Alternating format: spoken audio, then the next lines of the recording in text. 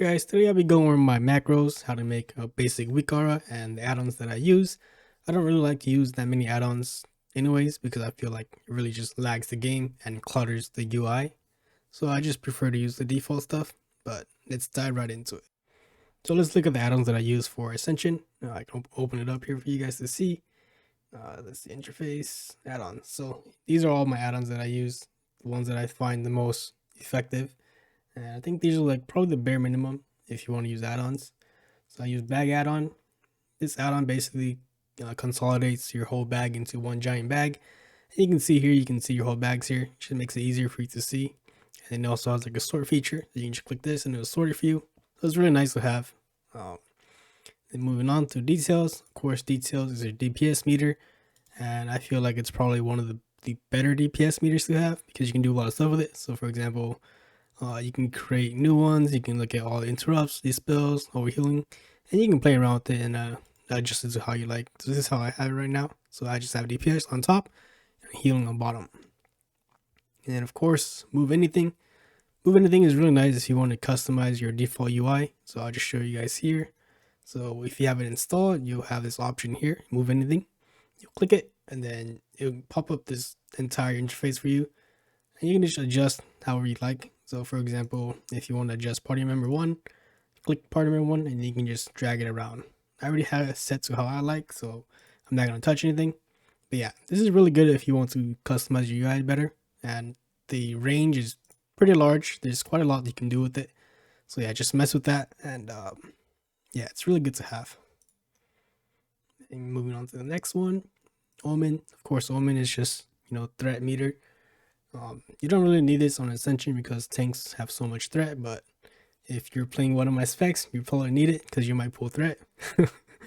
Just kidding. But yeah, this is good to have for raids.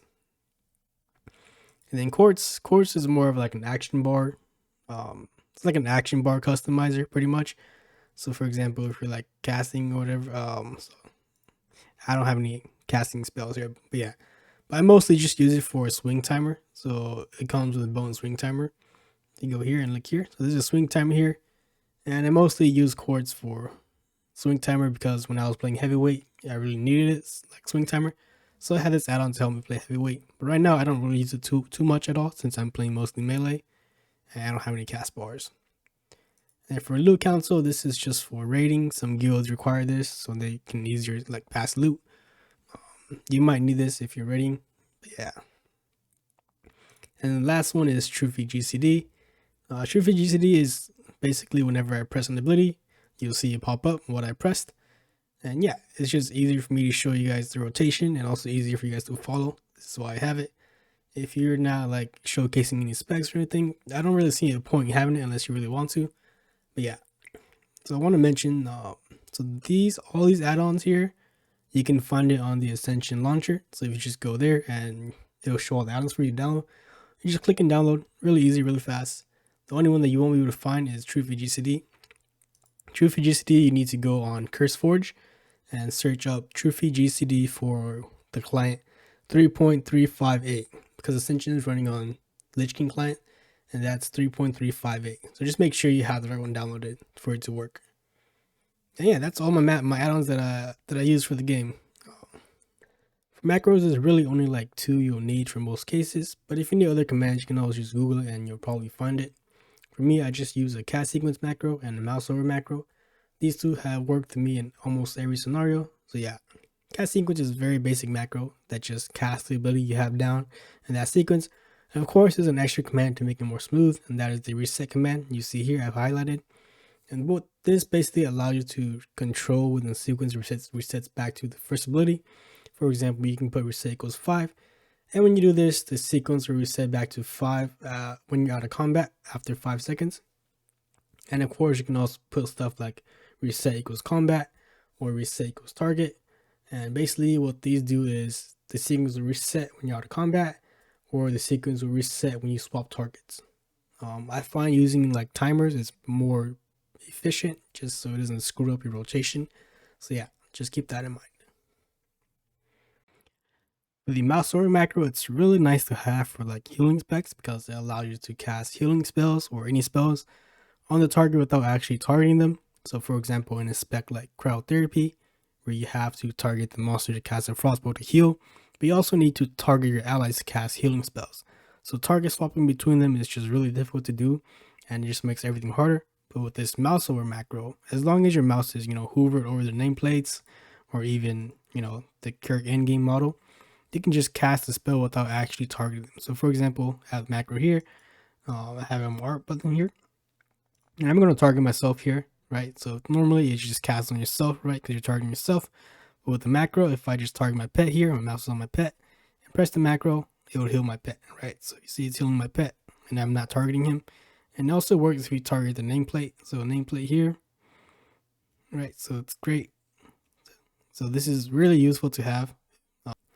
When you have WCARs installed, you can just type in here /WA, and it'll pop up the screen for you to look at.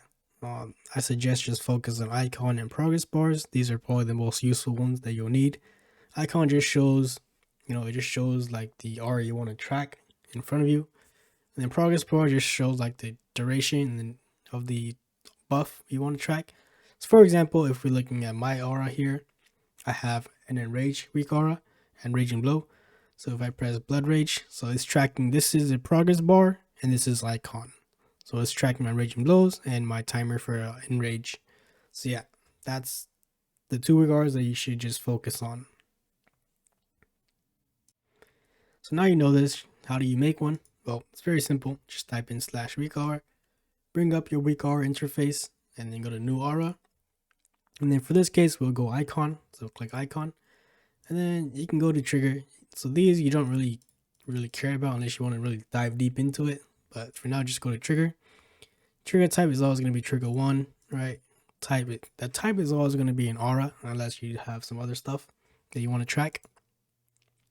And the unit, this is what it's going to be tracking, if it's going to be on a boss or a player or a raid or a target. In this case, player is yourself, so you want to track it for yourself. Aura type is always going to be a buff or debuff, so just click both just to be safe. And the track, the one that you want is you can put in the name, the aura name. So for example, I want to track enrage, so we'll close this out for now. Yeah, enrage. And you can go up here and see your auras. So it's enrage. You see the name is enrage. Bring back up the weak auras. So you can type in enrage and hit OK, and it'll pop up here. So there's a bunch of spell IDs here that will pop up since you don't have the exact spell ID. In this case, it doesn't really matter since our enrage is only one enrage. So it's still going to take our enrage. So yeah, you can either put the name or the spell ID. Spell ID, up to you. The spell ID, you can find it from the Ascension DB website. Just type in the spell in the website and it will show you the ID. So you can do either spell ID or aura name. So just keep that in mind. Yeah, that's it. Once you have a name in, so enrage, we have it here. It's here. This is my aura. So I'll put it here just to show you guys. Close it out. And hit enrage. See, now it's tracking it. Since it's the only one we have, it's the only one that's going to appear. So it doesn't really matter if there's a bunch of other stuff, right? Because it's only tracking on you anyways. So yeah, it's really easy to make weak aura, guys. Just, play around with it, practice, and you get better at it as you go. So one more thing I want to mention or just point out to you guys, if you want to track a debuff on the target, make sure you choose the progress bar because icon doesn't show like the timer. And then you want to make sure the unit is going to be target. And you can either choose buff, debuff, just pick both just to always be safe. So for this example, I'll use bloodbath. So I just choose the name again since I don't know the spell ID, bloodbath. And hit OK here and it pop up here. There's a bunch here like I mentioned earlier. Doesn't matter since we're only tracking one.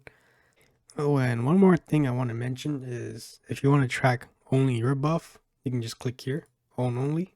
So this way, if someone else uses bloodbath, it doesn't also track theirs. It only tracks your bloodbath. So there's no weak auras all over the place. You can hide it. So this is going to be the weak aura. I'll put it over here so you guys can see. Then close here, and you hit bloodbath, and it should appear. Right, so it's here. So I already have one here. But yeah, this is how you track bloodbath or like any debuffs on the target. Yeah guys, this is all I wanted to go over for this video since a lot of you have been asking. I learned all these on YouTube as well, but hopefully this quick tutorial helped you out. And don't forget to like and subscribe. Thanks for watching.